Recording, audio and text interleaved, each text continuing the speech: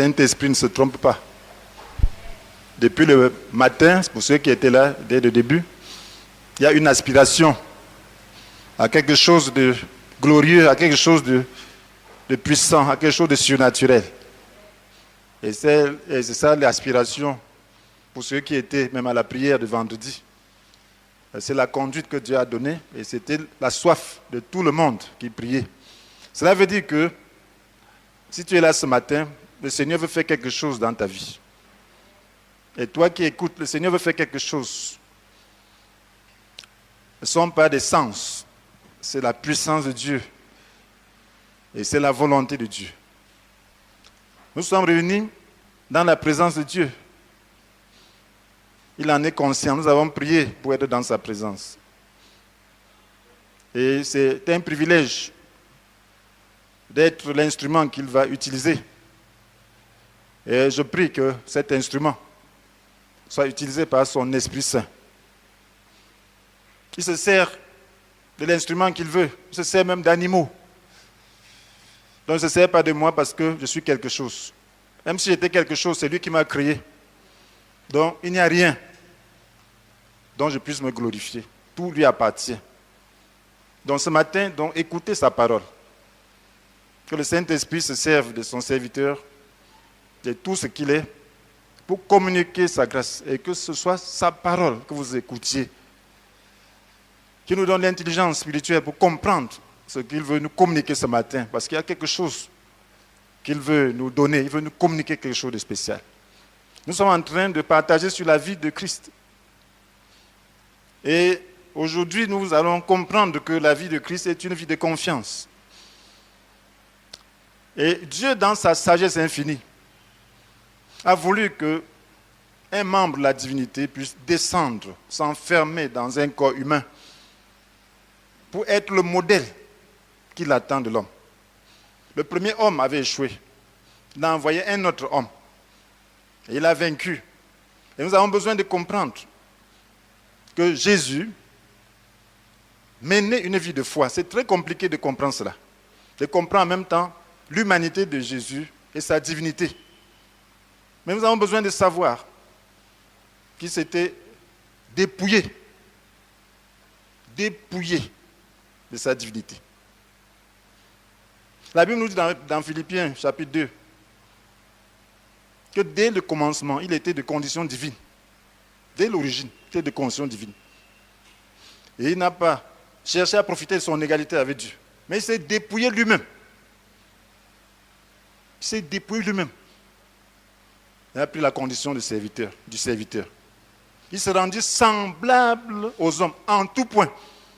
On dit bien, semblable aux hommes en tout point. Cela veut dire que ce qu'il a fait dans son humanité, est ce qu'un homme peut faire. S'il a la même relation avec Dieu. Dieu ne triche pas. Et lorsque vous voyez sa vie, vous allez vous rendre compte qu'il était humain. De sorte que là où il est né, on ne pouvait pas savoir qu'il était divin. Il n'arrivait pas à faire des miracles là-bas. Parce qu'on l'a vu grandir.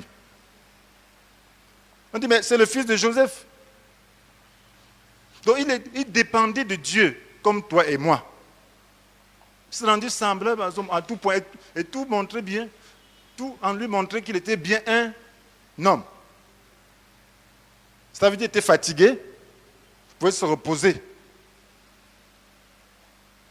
Il pouvait sentir mal, sentir la douleur. Il pouvait se sentir menacé. Il priait. La Bible dit que si quelqu'un souffre, qu'il prie. Jacques chapitre 5, verset 13. Il priait. Quand il souffrait, il priait. Donc nous avons besoin de comprendre que Jésus a démontré la confiance vis-à-vis de Dieu, d'une manière parfaite. Et il est notre modèle pour que nous puissions comprendre que la confiance en Dieu paye. Lorsqu'il est venu, alors, il devait obéir simplement à la parole de Dieu. Tout ce qu'il faisait, c'était ce que Dieu avait écrit. Et tout ce qu'il faisait, c'est ce qu'il recevait dans sa communion avec Dieu. Vous allez vous rendre compte que tout le temps, il voulait seulement accomplir la parole de Dieu. Il va vers Jean-Baptiste, qui a eu la révélation sur lui. C'est des cousins. Alors il veut se faire baptiser par Jean-Baptiste. Jean-Baptiste avait la révélation que c'était lui le Messie. C'est lui l'agneau de Dieu qui a le péché du monde. Mais quand il va vers lui pour se faire baptiser, il dit non, non, non. C'est moi qui ai besoin d'être baptisé par toi. Ça c'est Matthieu 3. Verset 15. C'est moi qui ai besoin. Je ne peux pas. Je suis un humain. Comment Dieu vient se faire baptiser par moi? Il dit non. Laisse faire. Il faut que nous accomplissions tout ce que Dieu commande. C'était l'obéissance. Il voulait seulement accomplir la parole de Dieu. Ce qui est écrit, il l'accomplit. Il menait une vie de foi. C'est sur cette parole que Jean-Baptiste l'a baptisé. Sinon, il ne l'acceptait pas. Donc, il est venu accomplir la parole de Dieu. Tout ce qu'il faisait, c'était la parole de Dieu. Et vous savez que la parole de Dieu, c'est le fondement de la foi. La foi repose sur la parole de Dieu. Parce que si Dieu n'a pas parlé, comment vas-tu croire? Tu vas espérer à quoi? Si je ne t'ai pas fait une promesse, comment peux-tu venir chez moi dire que donne-moi ceci, comme si c'était une promesse qui était faite? Ce n'est pas possible. Mais si je t'ai fait une promesse, je te dis passe tel jour, chercher ceci, tu viendras. Oui, en toute assurance, c'est ça donc la foi. La foi, c'est la parole de Dieu, c'est obéir à la parole de Dieu, c'est s'attendre à ce que la parole de Dieu s'accomplisse. Et c'est ce que Jésus faisait. Il n'obéissait qu'à la parole de Dieu. Lorsqu'il s'est fait baptiser, ensuite, il est allé dans le désert recevoir l'onction pour son ministère. Il va chez lui à Nazareth. Il va dans la synagogue. Il fait lire la portion d'écriture d'Ésaïe qui parle de cela. Vous pouvez lire ça dans Luc chapitre 4. Il dit, verset 18, il dit, l'Esprit du Seigneur repose sur moi. Parce qu'il m'a désigné par l'onction pour annoncer une bonne nouvelle aux pauvres. Il m'a envoyé pour proclamer aux captifs la libération, aux aveugles le reprenant de la vue. Pour apporter la délivrance aux opprimés et proclamer l'année de grâce accordée par le Seigneur. Et il dit qu'aujourd'hui, cette écriture s'est accomplie. Il a dit ce qui est écrit là, depuis Ésaïe, aujourd'hui ça s'accomplit. Il s'agissait de Jésus, du Messie. Il dit ça à Nazareth. Après, il a dit, les Écritures, il dit, vous allez dire que je n'ai pas accompli de miracle ici. Sachez que, même au temps d'Élie, Dieu avait envoyé Élie pendant la sécheresse à Sidon, à Sarepta. Il y avait beaucoup de veuves en Israël. Mais pourquoi Dieu a envoyé Élie plutôt chez les païens? Voir une veuve de Sarepta pour le nourrir, pour multiplier, faire le miracle, la provision divine. Parce qu'à cause du cœur, il y avait beaucoup de veuves, mais elles n'étaient pas qualifiées pour que cela puisse se passer. Il dit au temps d'Élisée, il y avait beaucoup de lépreux en Israël. Mais Dieu n'a guéri aucun d'eux, sauf Naaman le Syrien. Pourquoi? À cause de leur attitude. Parce qu'ils adoraient les idoles. Il dit voilà, c'est la même chose. Vous allez dire que accompli ici, là où il est né à Nazareth, ce que tu as accompli à Capernaum, vous n'allez pas voir cela. Ce n'est pas possible. Qu'est-ce qu'il dit? Quand il dit ça, on le prend. On va sur la colline, on veut le précipiter dans le ravin. Voyez la méchanceté des hommes. Mais son temps n'était pas arrivé. Il savait que personne ne pouvait le tuer tant qu'il n'a pas accompli sa mission. Il devait vivre par la foi par rapport à ça. Vous devez savoir que Jésus vivait par la foi. Ce n'est pas la foi qu'il est passé au milieu d'eux, alors qu'on veut le tuer. Par la foi, il passe, personne ne le touche. Il s'en va. À plusieurs reprises, on a voulu le tuer. C'est pas la foi. Quelquefois, il devait marcher par l'esprit. Pour aller dans la place de la fête, il attend, il s'attend. Ses frères disent, bah, si quelqu'un veut se montrer avec les œuvres que tu fais là, si tu veux te montrer, va là où il y a des gens, il y a la fête, va à la fête. Même ses frères ne croyaient pas.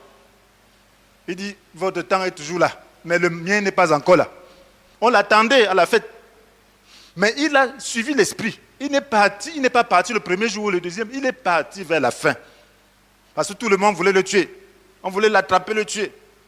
Mais il est parti, il a suivi l'esprit. Donc, il menait une vie de foi. Et il savait qu'il avait une mission.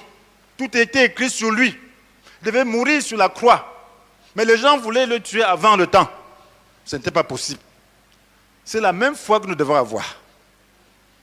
Sachez qu'il a mené une vie de foi pour accomplir sa mission. Nous avons besoin de mener la vie de foi pour accomplir notre mission. Lorsque nous croyons en la parole de Dieu, elle s'accomplit parce que c'est ça la base de la foi. Lui s'est attaché à la parole de Dieu. Et elle s'est accomplie pour lui. Mais si nous attachons aussi à la parole de Dieu, elle s'accomplira pour nous. Mais qu'est-ce que nous pensons? Dieu est un Dieu souverain. Il ne fait exception de personne. Dieu ne triche pas. S'il a envoyé Jésus pour être le modèle, c'est que si tu suis ses pas, tu auras le même résultat que lui. Mais lui, il était la parole. Il accomplissait la parole. La foi repose sur la parole.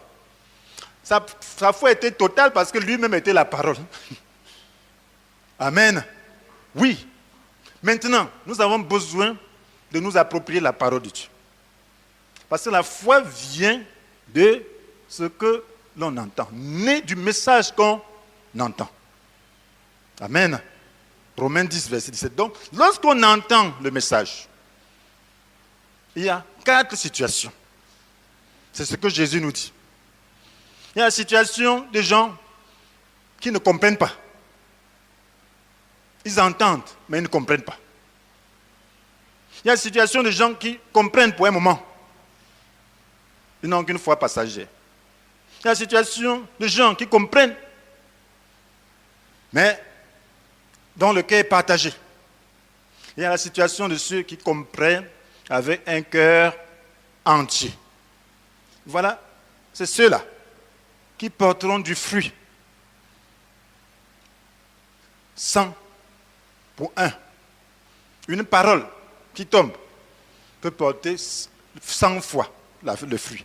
Alors Dieu partage ça pour que nous puissions nous-mêmes ajuster nos cœurs.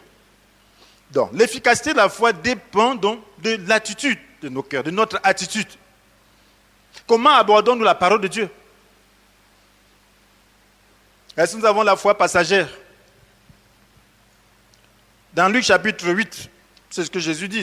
Vous connaissez, beaucoup connaissent la parabole du semeur. Et c'est par rapport à la parole de Dieu.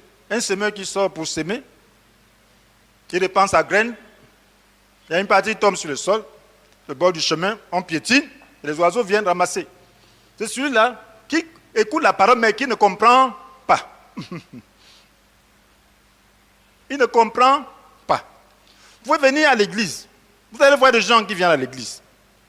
Lorsqu'ils en sortent, si vous leur demandez qu'est-ce que vous avez écouté, même pas une seule parole.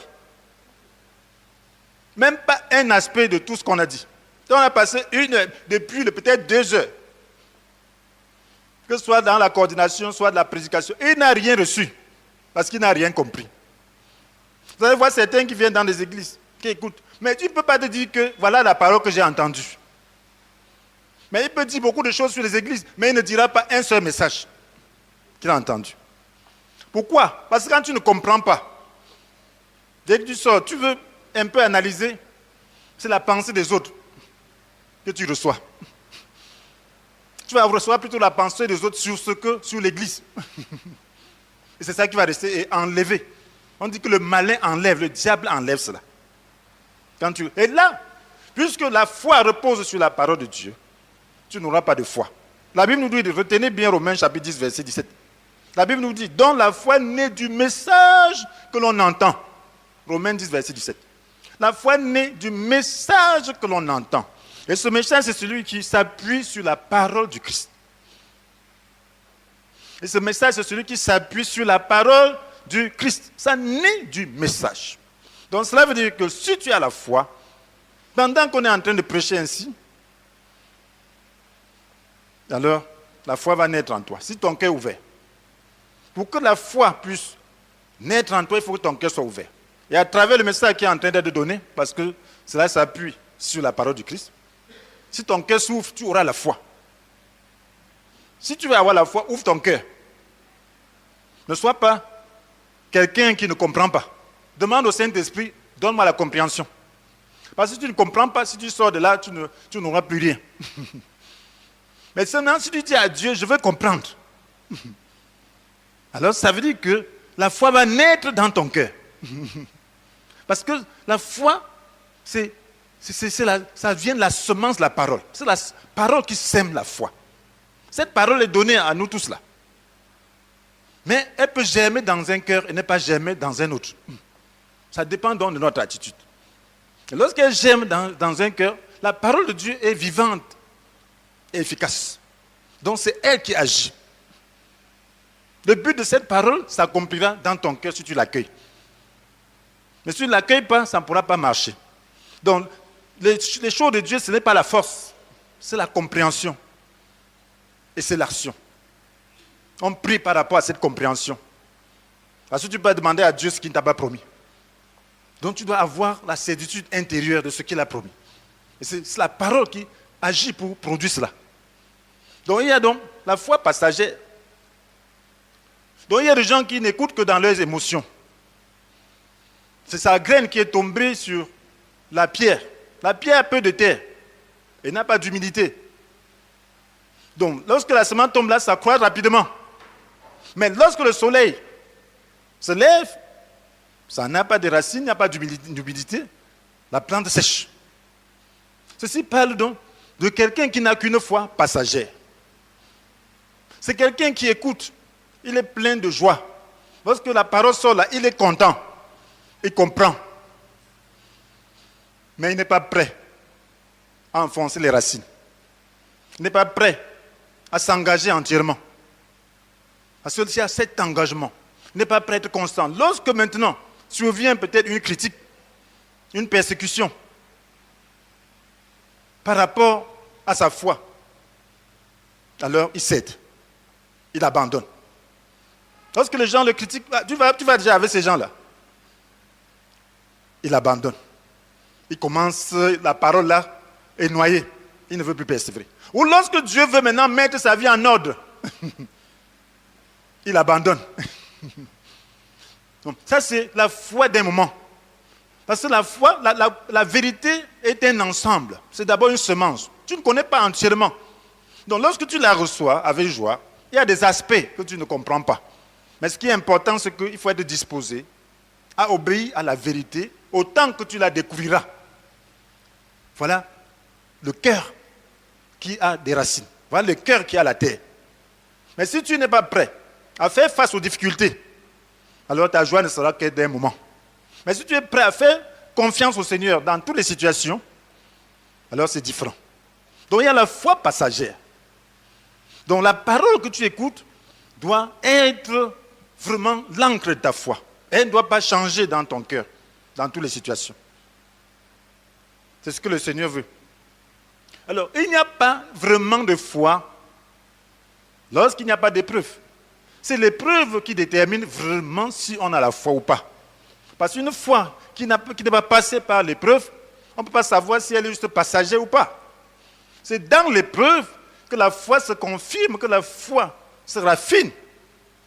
Et c'est ce que l'apôtre Pierre nous dit dans 1 Pierre chapitre 7. Je vais lire le verset B, 7b. Il dit, mais beaucoup plus précieuse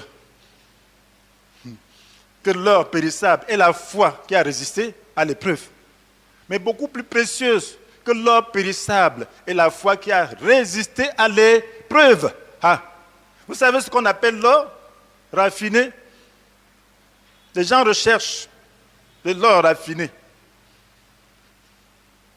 Mais l'apôtre Paul dit que beaucoup plus précieuse que l'or périssable est la foi qui a résisté à l'épreuve. Cela veut dire que c'est quand ta foi résiste à l'épreuve que Dieu l'apprécie. Parce que ta foi peut être la foi d'un moment. Ça sert, qu'est-ce que ça sert à Dieu? Que tu le suives juste pour un moment. Le moment où il veut t'attendre, tu t'éloignes. Au moment où il a vraiment besoin de toi, tu ne réponds pas. Ça ne lui sert à rien. C'est comme tu prends un ouvrier pour te faire un travail, il abandonne. Il ne te signale même pas qu'il est en train de partir. Ça ne te sert à rien. Tu veux quelqu'un qui doit faire son travail malgré les difficultés. Donc, Dieu veut cette foi-là qui a résisté à l'épreuve, mais beaucoup plus précieuse que l'or périssable est la foi qui a résisté à l'épreuve. Et qu'est-ce qu'il continue de dire? Elle vous vaudra louange, gloire et honneur lorsque Jésus-Christ apparaîtra. Elle vous vaudra louange, gloire et honneur lorsque Jésus-Christ apparaîtra. Donc, si tu veux être loué par le Seigneur, si tu veux être glorifié par le Seigneur, si tu veux être honoré par le Seigneur, devant l'épreuve de la foi, résiste, persévère, prie. La Bible nous dit, si quelqu'un souffre, qu'il prie. Quand les choses sont difficiles, prie, parce que Jésus est notre exemple. Ne t'abandonne pas, n'abandonne pas. Prie. Si tu pries, tu vas triompher. Quelle que soit l'épreuve, prie. Dis-toi, n'abandonne pas la parole du Seigneur. Lorsque tu as la parole du Seigneur, tiens-la très bien. C'est la même chose concernant les promesses du Seigneur. Lorsqu'elle devient foi en toi, tu dois l'attraper. Ça va passer par l'épreuve, mais résiste. C'est ça que Dieu veut. Il veut des gens qui résistent. Mes frères et sœurs, tu n'es pas éprouvé parce que Jésus est absent. Jésus lui-même a été éprouvé lui-même. Donc, lorsque tu es éprouvé, ce n'est pas parce que Jésus n'est pas en toi. Il est en toi, mais il vit, il souffre l'épreuve avec toi. Si tu te tournes vers lui, il va te soutenir. Il pleure avec toi. Il souffre avec toi. Est-ce que vous savez ça? Dieu a ses règles. C'est comme un enfant qui va à l'école. Il a un devoir. Est-ce que tu vas juste faire le devoir pour lui? Amen. Quelle est cette maman, ce papa, quand l'enfant ramène le devoir, il est à l'école primaire, dès qu'il arrive, il dit, papa, voilà le devoir. On a dit 2 plus 2, c'est combien? Toi tu dis 2 plus 2 font 4, tu écris. 2 plus 2, tu fais tout son devoir. Est-ce que cet enfant va passer l'école? Et cet enfant ne sait pas exercer. Tu vas utiliser une méthode qui permet à l'enfant de travailler. Tu seras à côté de lui. Peut-être c'est difficile pour lui, mais tu vas être là. Quelquefois, les enfants ont des difficultés, ils veulent travailler, c'est dur. Mais tu ne peux pas faire ça pour lui. Tu vas seulement lui expliquer. Tant qu'il ne comprend pas, tu vas seulement lui expliquer. Tu ne pourras pas écrire pour lui. Amen.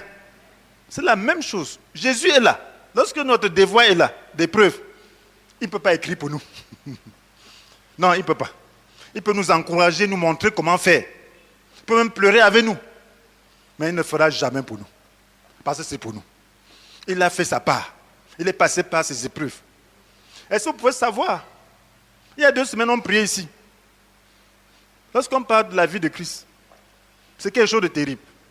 Dieu nous donne quelquefois de la compréhension, de la vision céleste pour voir ce qui se passe. J'étais assis là sur la chaise, je priais. J'ai vu Jésus agenouillé, pas loin de là, en pleine prière. J'ai dit, mais ça c'est quoi encore? Jésus qui s'agenouille. L'Esprit m'a dit, il est en train d'intercéder pour l'Église. Et c'est la vérité. La Bible dit que Jésus intercède pour nous. Lorsqu'il voit les problèmes de l'Église, il ne condamne pas, il intercède. Lorsqu'il te voit dans des problèmes, il intercède. Il intercède pour nous. Ça a changé ma vision. Ça m'a changé complètement. Et une fois maintenant, je suis en train de prier. L'Esprit me dit, mets-toi à genoux. Je vais résister. Jésus dit, tu ne te mets pas à genoux, je vais me mettre à genoux. Et lorsque j'ai vu cette vision où il était à genoux, j'ai seulement dit, non Seigneur, je me mets à genoux. Donc, c'est une position d'intercession. Il y a des choses que Jésus vit avec nous. Il était, regardez dans Luc chapitre 8, il était avec ses disciples au verset 22. Il dit, passons de l'autre côté du lac.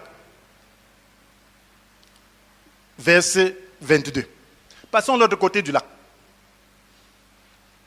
Comprenez bien cette parole. Qu'est-ce qu'il a dit?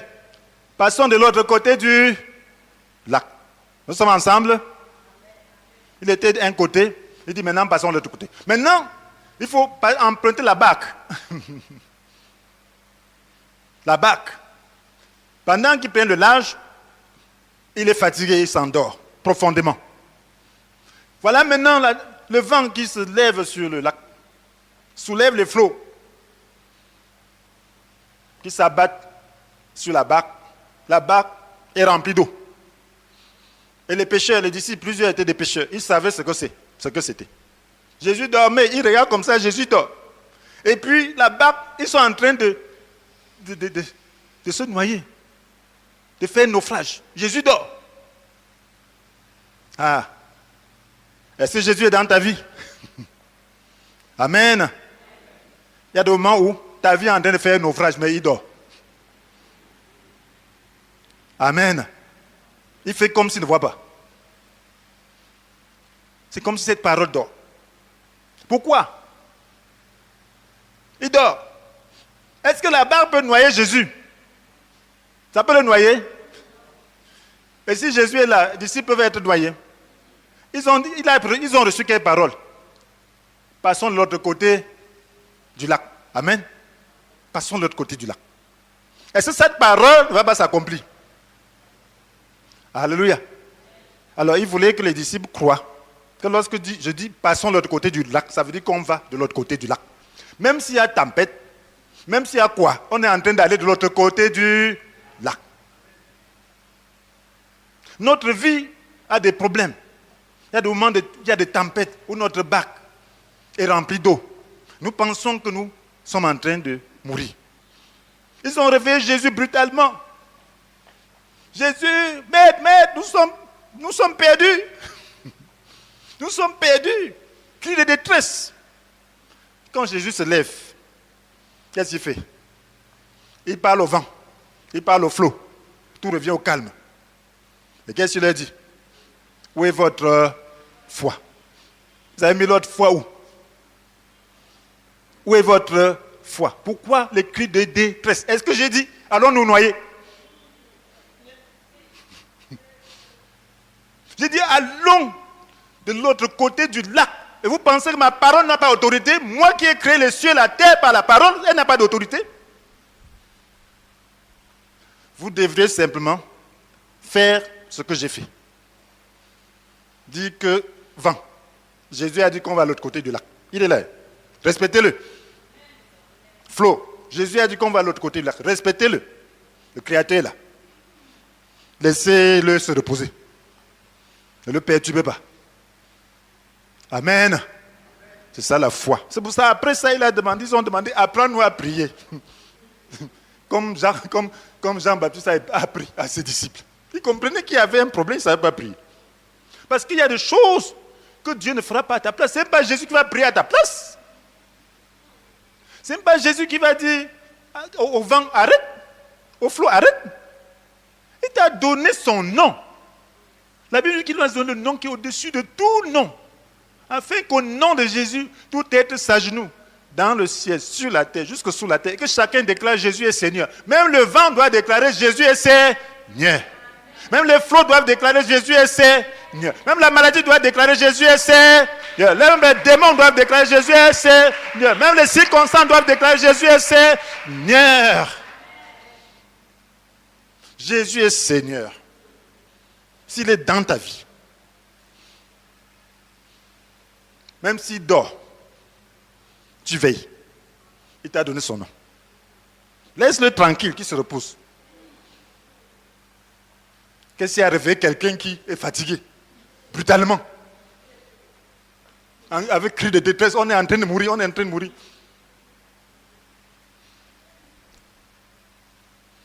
Et dans le travail, nous, on ne veut pas travailler. Donc, c'est mon frère, mes sœurs, Dieu veut nous faire entrer dans une dimension spirituelle. Nous avons fait assez la religion. Il est question de connaître Jésus. Il a fait ça étant dans son humanité. Dans son humanité, il ne pouvait pas périr. Ce n'est pas de cette manière qu'il allait périr. Dieu ne lui a pas promis ça. Il allait périr par la croix. Amen. Et cette parole devait être respectée. Qu'est-ce que Dieu a donné comme parole concernant ta vie? Que tu vas périr? Tu es en mission, tu as un programme. Est-ce que tu crois à ce programme? Tu dois croire, tu vas faire comme Jésus a fait. Lorsque je lis la vie de Jésus, je l'aime davantage. Je me sens uni à lui. Je me sens proche de lui. Et je sens que je suis capable de faire ce qu'il a fait. Parce qu'il nous donne aussi la possibilité de le faire. Amen. Donc il faut que cette foi puisse grandir. Il faut connaître quelles sont ses motivations lorsqu'il faisait des choses. Ce sont ces motivations-là qui font qu'on soit en harmonie avec lui. Il ne faisait jamais un miracle pour se montrer. Un lépreux vient vers lui. Que Seigneur, si tu veux, tu peux me rendre pur. Il dit, je le veux. Il lui met la main dessus. Il devient pur. Il dit, garde-toi de dire à personne. Mais va te montrer au prêtre. Qui t'examine. Et offre donc l'offrande pour la purification. Pour qu'il puisse reconnaître qui je suis. Amen. Donc il voulait les enseigner. Il voulait que ces prêtres-là sachent que c'est lui, Jésus, qui était promis. Parce qu'il respecte la loi. Voilà comment on devait purifier un lépreux. Un lépreux, c'est la lèpre, c'était quelque chose que Dieu seul pouvait purifier. Lorsque quelqu'un était lépreux, on a l'amené vers le sacrificateur, il l'examinait. Il le gardait. Un temps, on l'examine encore pour voir si ça a évolué positivement. C'est le prêtre qui devait déclarer qu'il est pur. Et lorsqu'il devenait pur, il devait offrir des choses. Il y avait des choses qu'il devait offrir pour sa purification. Il y avait un rite de purification. Donc Jésus dit, va offrir. On savait que tu étais lépreux. Sache maintenant que je suis le Messie qui est venu. Je t'ai guéri. Donc je suis de Dieu. Qu'ils sachent que je suis de Dieu. Maintenant, si nous prions pour les gens, nous voulons montrer quoi? Il faut que ce soit un message. Amen. Il faut que les gens sachent que ce que nous disons est la vérité. Qu'ils expérimentent ça. Que ce soit pour eux un signe. Que ce que nous disons, c'est la vérité. Que la parole du Seigneur soit soutenue. Il y a maintenant la foi d'un cœur partagé. Oh, ça ne fait pas très beau. Mais nous avons besoin de nous exhorter parce que ce n'est pas pour demeurer dans le cœur partagé, c'est pour corriger ce cœur. Amen. Nous devons corriger nos cœurs. Vous voyez, le cœur partagé, c'est quoi? C'est la semence qui est tombée dans les épines, dans les ronces. Vous savez, c'est une bonne terre. Mais il y a les ronces. Et les ronces, là, c'est quoi? Nous sommes dans Luc 8. Hein. Les ronces, là, c'est quoi? Nous sommes dans Luc 8, versets 5 à 15. Les ronces, la Bible dit que les ronces, c'est quoi? C'est les soucis. Les richesses, les plaisirs. Cela veut dire que tu crois en Jésus. Mais ta priorité, ce n'est pas la volonté de Dieu. Ta priorité, ce n'est pas ce que Dieu veut. Ta priorité, c'est ce qui te concerne. Tu es égocentrique. Tu ne te détaches pas. Tu as des soucis. Vous savez que les soucis veulent simplement dire qu'on est attaché. Tout le monde a des problèmes, mais tout le monde n'a pas de soucis. Amen. Amen. Oui, tout le monde a des problèmes, tout le monde n'a pas de soucis. Vous allez voir quelqu'un mourir même sans soucis. Il est même malade, il n'a pas de soucis. Oui, vous allez voir quelqu'un manquer de tout, mais il n'a pas de soucis. Pourquoi? Parce qu'il a accepté sa condition. Il est détaché de ça. Bon, maintenant, le chrétien, quand tu crois, tu dois savoir que Dieu prend soin de toi. Et que c'est le royaume de Dieu qui est le plus important. Il a dit dans Matthieu chapitre 6, verset 31, de faire du règne de Dieu, de ce qui est juste à ses yeux, votre préoccupation première et toutes les autres choses vous seront données en plus. Donc il y a une priorité. Maintenant, lorsque vous mettez plutôt les autres choses avant le royaume de Dieu, vous aurez des soucis. Lorsque vous priorisez les autres choses par rapport au royaume de Dieu, vous avez des soucis. Maintenant, lorsque tu es dans des difficultés, tu n'arrives pas à t'en sortir, qu'est-ce que tu dois faire? Tu dois renoncer et t'attacher à Dieu. Dis, Seigneur, soutiens-moi. Amen. Soutiens-moi. Tu te décharges. La Bible dit, rechargez-vous sur lui de tous vos soucis, car lui-même prend soin de vous. Amen.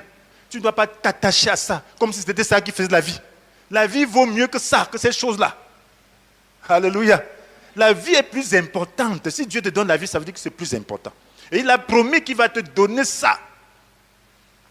Si tu t'attaches à lui, donc cherche plutôt à faire grandir ta vie. Parce que de toutes les façons, si tu t'attaches à lui, il va pouvoir à cette chose-là qui est en train de causer des soucis dans ta vie. Donc renonce, détache-toi. Maintenant, quand tu as des richesses, que ce ne soit pas ta préoccupation de préserver. Les riches là ont plutôt des préoccupations. Ils veulent préserver les richesses. Ils ont des problèmes, que c'est en train de baisser. Je vais faire comment? Quelqu'un veut me voler. Il a des problèmes, il a des soucis. Ce n'est plus pour faire la volonté de Dieu. Il se soucie comment je vais faire pour multiplier, pour rentabiliser ceci et cela. Ce n'est que ça, sa préoccupation. Il ne se confie plus en Dieu. Il se confie plutôt dans ses richesses. Et c'est ça le danger. Il tend aussi à mépriser les gens. C'est ça le danger de la richesse. Amen. Les plaisirs. Les plaisirs. Est-ce que Dieu retire la richesse dans nos vies? Est-ce que Dieu retire le plaisir de nos vies? Non. Mais c'est quand on priorise le plaisir pour le plaisir qui ne suit pas les règles de Dieu. Lorsqu'on s'attache au plaisir, à ses plaisirs, on devient idolâtre. Et là, le cœur a des dieux rivaux. Le cœur a des intérêts rivaux. Le Seigneur veut que nos cœurs n'aient pas d'intérêts rivaux. Que tous nos plaisirs trouvent leur accomplissement dans la volonté de Dieu. Pendant que nous faisons ce qui est juste, pendant que nous recherchons le royaume de Dieu, Dieu n'enlève pas le plaisir de notre vie. Cela doit s'accomplir dans ce contexte du royaume de Dieu. Ça veut dire qu'un plaisir qui n'est pas légitime, que la parole de Dieu condamne, tu ne dois pas t'attacher à ça. Tu dois renoncer. Et tu ne vis pas pour chercher le plaisir. Dieu te donne le plaisir quand il veut. Amen. Si tu poursuis le plaisir, c'est que tu n'es pas en train de poursuivre le royaume de Dieu. Mais il sait que tu as besoin d'un enfant, on le laisse souvent jouer. Il y a la récréation. On amène les enfants dans les eaux pour qu'ils se promènent. Il y a un temps pour toutes choses. Mais quand un enfant ne fait que jouer, il ne sait plus qu'il y a une autre chose que jouer. Alors là, c'est dangereux.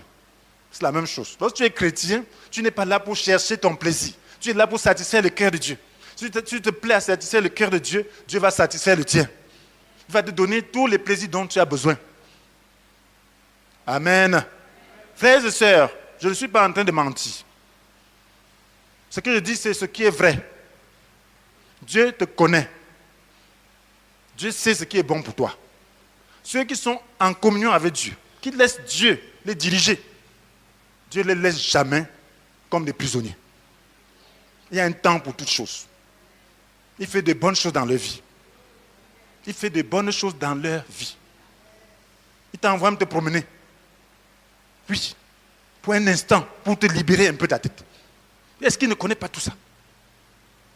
Dieu m'avait imposé le sport. Amen. Oui, est-ce que ce n'est pas bon? Alléluia. Mais si ce n'était pas lui qui m'imposait, il ne pouvait pas me discipliner comme ça. Il m'impose. Alléluia. Et depuis là, je fais mon sport. Tous les jours, je fais mon sport. Alléluia. Je te mets à courir avec moi, je ne sais pas si tu vas courir vraiment plus que moi. Gloire à Dieu. Alléluia. Un jour, j'avais défié les enfants comme ça. Il dit, bon, courons, vous êtes des jeunes, non? Allons-y. Je les ai essoufflés tous. Alléluia. Donc, frères et sœurs, ce que Dieu fait est bon. Donc, abandonne-toi à lui et laisse-le. Que ce soit lui-même qui fasse ton choix. Quand c'est lui-même qui fait ton choix, ce sera de bons choix. Un temps, j'allais au marché, je m'embrouille, on me trompe. Je dis, cette chose-là, je ne fais pas. Maintenant, c'est-à-dire que l'esprit, si ce n'est pas l'esprit qui m'envoie. Quand l'esprit m'envoie, on ne me trompe pas. J'achète de bonnes choses. Alléluia. Si c'est lui qui m'envoie. Mais si c'est toi-même qui pars, on va te tromper. Donc Dieu s'occupe de toi. Il va te dire que Étienne, tes chaussures là sont déjà vieilles. Il faut que tu changes. Moi, je ne vois même pas. Amen. Mais c'est lui qui doit dire. Et il le fait. Quand tu lui fais confiance. Alléluia. Mais ne dis pas que si tu ne dis pas, tu ne dois pas acheter. Non, je dis ma communion avec Dieu. Voilà comment je procède avec Dieu. Alléluia. Donc c'est pour dire que Dieu donne des bonnes choses à ses enfants. Donc il ne retire pas le plaisir de ta vie. Donc il faut le chercher. Donc ne t'attache pas à ces choses-là. Renonce. Et lui-même va les déposer sur toi. Il y a des choses qu'on a seulement déposées sur moi. Je vous dis la vérité. On forcément dépose sur moi. Il y a des moments où je ne veux même pas manger. Mon épouse, quand elle me connaît, elle tourne là, elle met ça. Je dis, c'est caca. Mais pourtant, après, je vois que j'ai faim. Elle avait raison. Je commence à manger. Elle vient dire, ah, donc, c'est bon. Hein? Je dis, oui, c'est bon. Donc, c'est ça. De force. Je dis, ça n'est pas mon besoin. Elle vient faire quoi avec la nourriture là maintenant? Après, c'est ça. Elle même connaît déjà. Quand elle passe seulement, elle ne me dit rien. Parce qu'elle ne veut pas recevoir quelque chose de négatif. Alléluia. Mais l'Esprit lui montre qu'il faut qu'il mange ça. Amen. C'est ça que Dieu fait dans ta vie. Donc il y a la foi d'un cœur entier. Ce que Dieu veut, c'est que ton cœur soit entier. Entier. Ça veut dire quoi? Vous voyez, il y a des gens, lorsqu'ils lisent la Bible, ils ne veulent pas d'autres parties de la Bible. Amen. Sachant que nos cœurs sont des champs. Et ce champ, il peut avoir des bonnes choses, il peut avoir des mauvaises herbes, il peut avoir des ronces. Maintenant, si toi, tu ne sacres pas ton champ, vous voyez, les ronces vont pousser. Et c'est ce que le cœur partagé fait. Lorsqu'on s'attache aux richesses, on s'attache à son plaisir, on porte des soucis, les ronces là poussent et étouffent la parole de Dieu pour qu'elle ne porte pas du fruit. Maintenant, si tu acceptes la parole de Dieu, parce que la Bible nous dit dans 2 Timothée chapitre 3 verset 16, car toute l'écriture est inspirée de Dieu et utile pour enseigner, pour réfuter, pour redresser, pour apprendre à mener une vie conforme à la volonté de Dieu. Utile pour enseigner, pour réfuter, pour redresser et apprendre à mener une vie conforme à la volonté de Dieu. Ainsi, l'homme de Dieu se trouve parfaitement préparé, équipé pour accomplir toute œuvre bonne. Amen. Toute l'écriture est inspirée de Dieu.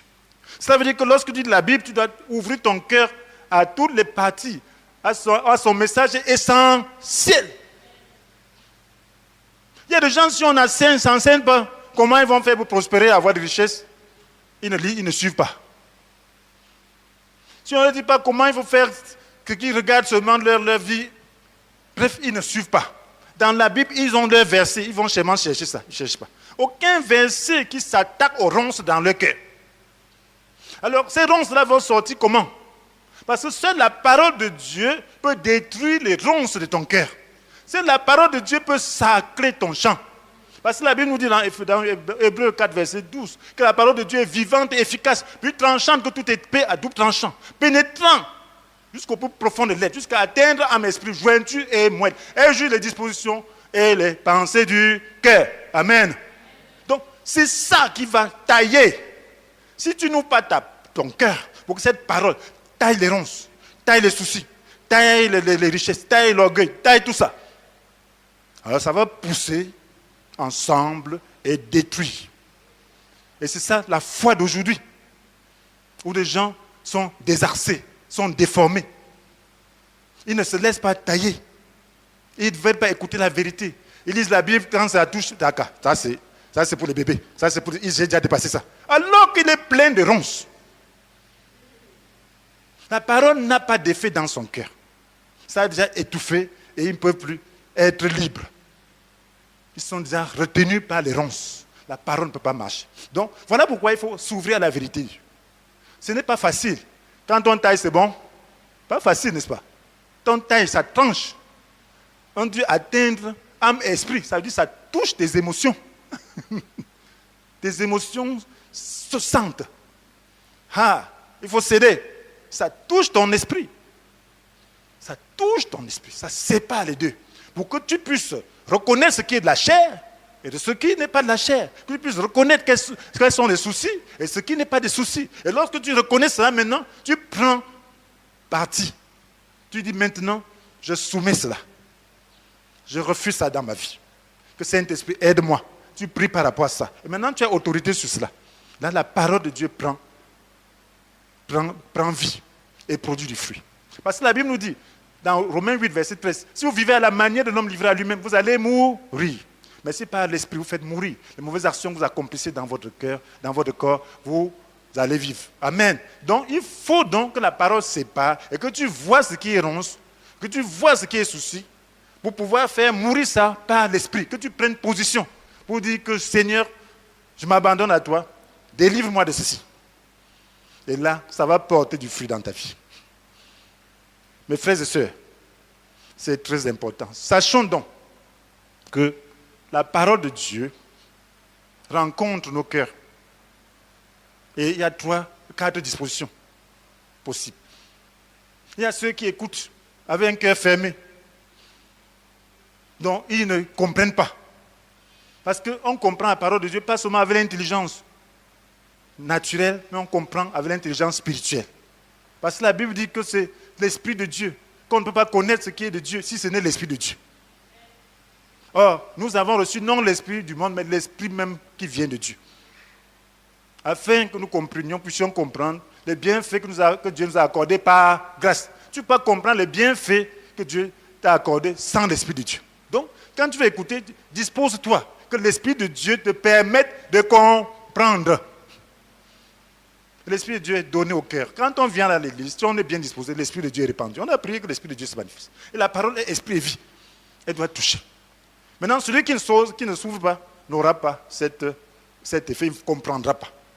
Maintenant, celui-là, qui ne comprend qu'émotionnellement, parce que l'Esprit agit aussi dans les émotions, il peut comprendre émotionnellement sans y engager son cœur.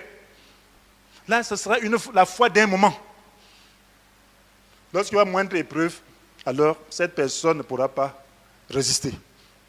Maintenant, celui qui s'ouvre à Dieu, il peut avoir des ronces, des épines.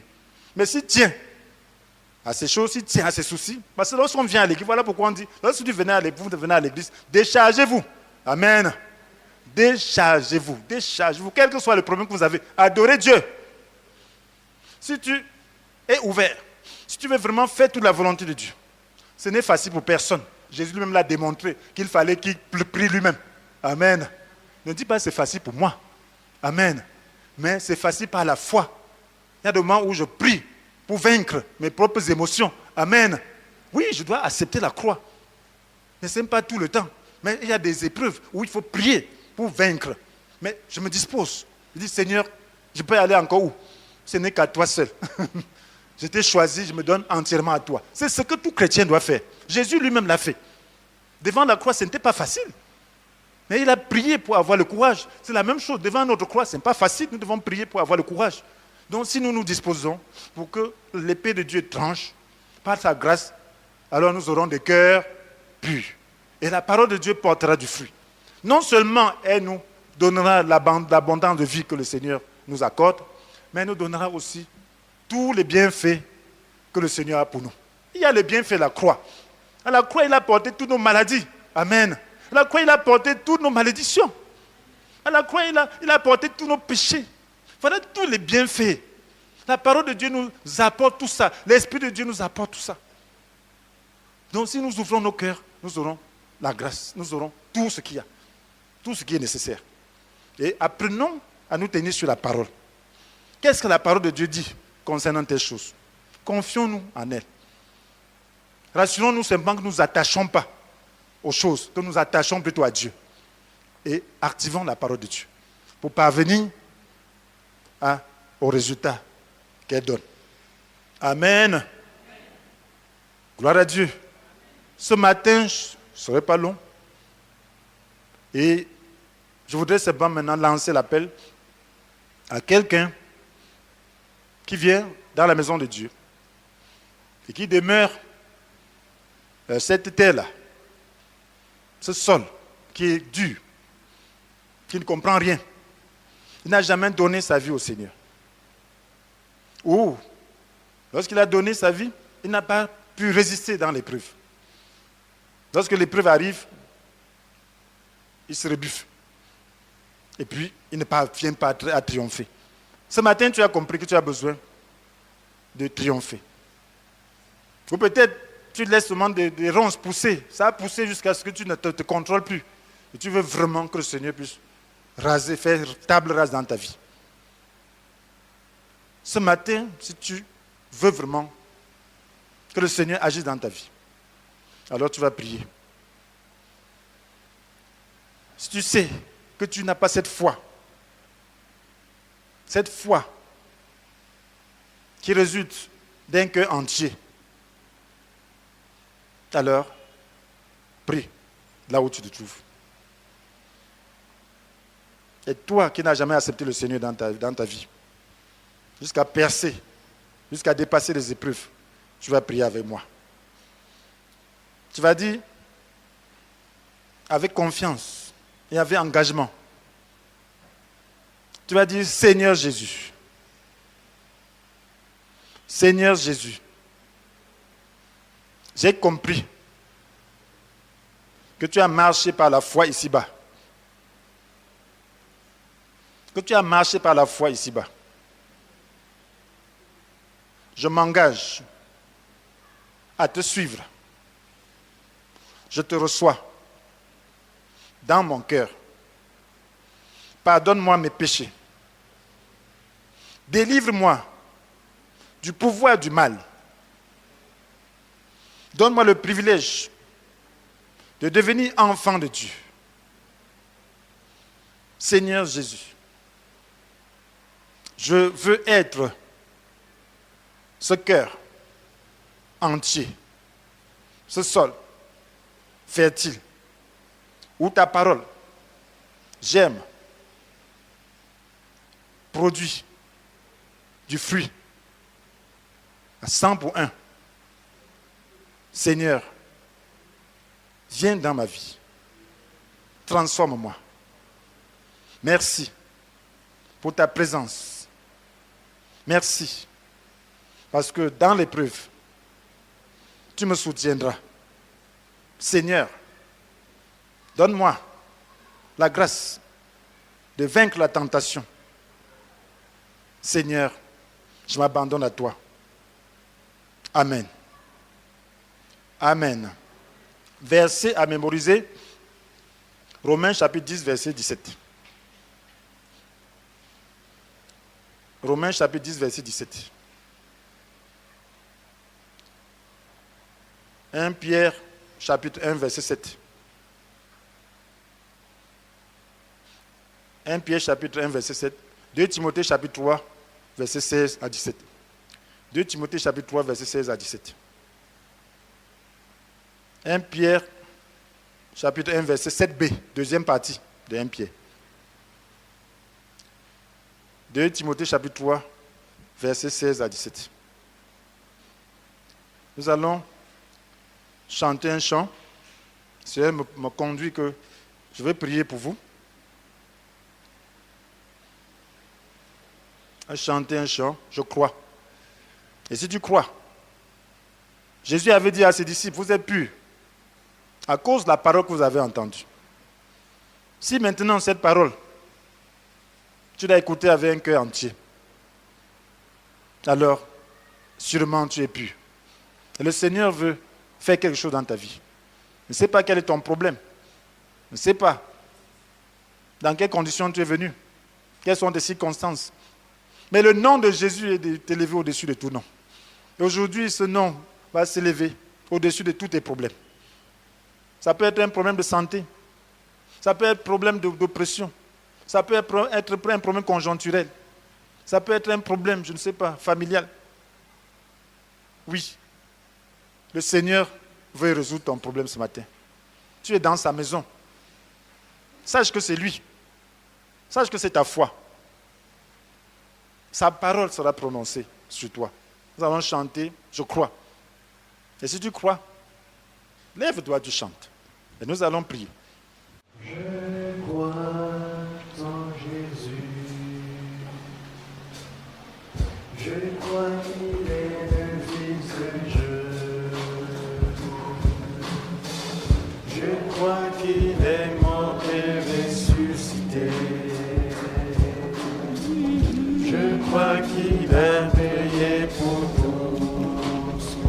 crois en Jésus. Je crois en Jésus. Je crois qu'il est le Fils de Dieu. Je crois qu'il est mort et ressuscité. Je crois qu'il a payé pour nous. Et je crois qu'il est ici, Et je crois qu'il est ici, présent au milieu de nous, tout puissant pour nous guérir, tout puissant pour nous et guérir. par sa grâce nous pardonner. Je crois en toi, Seigneur. Je crois en toi, Seigneur. Je crois que tu es le Fils de Dieu. Après ta mort, Dieu t'a ressuscité. Je crois que tu as payé pour tout. Et je crois que tu es là, Et je crois que tu es là, présent au milieu de nous, tout puissant pour nous guérir, tout puissant pour nous guérir. Par ta grâce nous pardonner. je crois en Jésus. Je crois en Jésus. Je crois qu'il est le Fils de Dieu.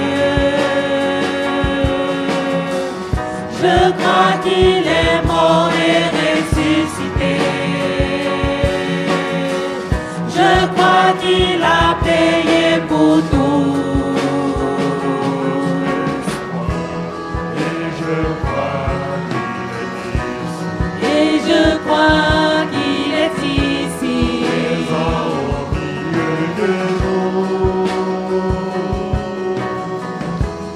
tout puissant pour nous guérir, tout puissant pour nous guérir. Par sa grâce nous pardonner. je crois en Jésus. Je crois en Jésus. Je crois qu'il est le Fils de Dieu. Je crois qu'il est mort et ressuscité. Je crois qu'il a payé pour tout. Et je crois qu'il est ici, Et je crois qu'il est ici, présent au milieu de nous, tout puissant pour nous guérir, tout puissant pour nous guérir. Par sa grâce nous pardonner. je crois en toi, Seigneur. Je crois en toi, Seigneur. Je crois que tu es le Fils de Dieu. Après ta mort, Dieu t'a ressuscité. Je crois que tu as payé pour tout.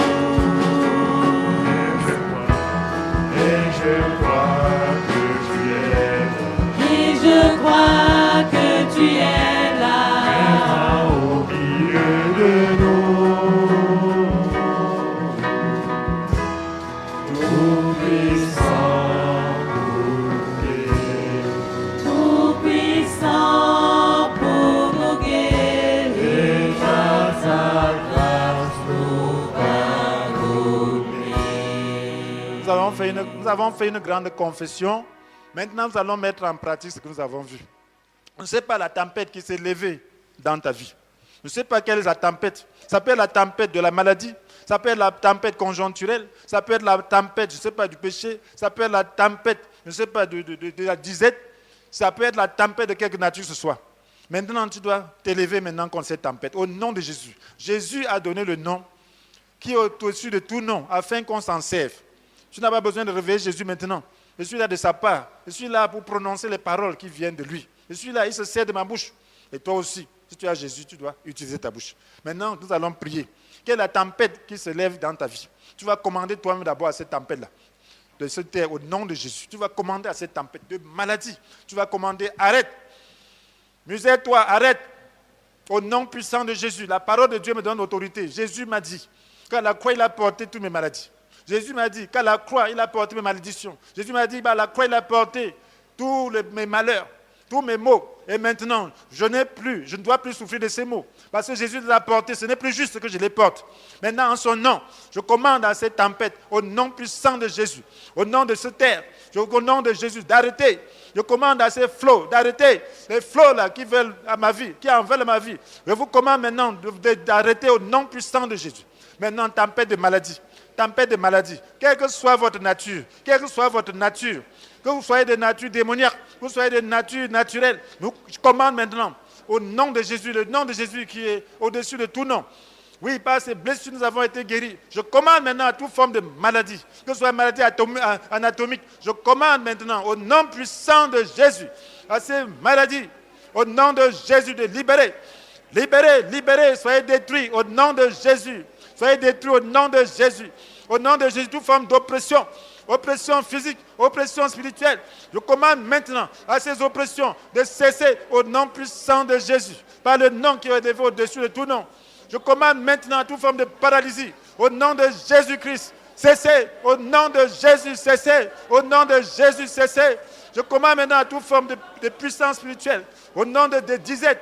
Je vous commande de libérer, au nom de Jésus, circonstances négatives. Vous qui arrangez les circonstances pour détruire les vies, je vous commande maintenant de libérer, au nom de Jésus. Commande que la situation soit restaurée au nom de Jésus-Christ, au nom puissant de Jésus. Vous qui organisez les circonstances pour perturber, pour provoquer les divisions, au nom puissant de ténèbres, je vous ordonne de libérer, au nom puissant de Jésus. Je commande maintenant l'harmonie, au nom puissant de Jésus. Au nom de Jésus, vous qui avez commandé les circonstances, pour que les vies ne prospèrent pas, pour qu'il n'y ait pas d'emploi, pour que les gens puissent vivre simplement dans la misère. Au nom de puissant Jésus, je libère les vies. Je libère les vies. Au nom de Jésus, je libère les vies au nom de Jésus.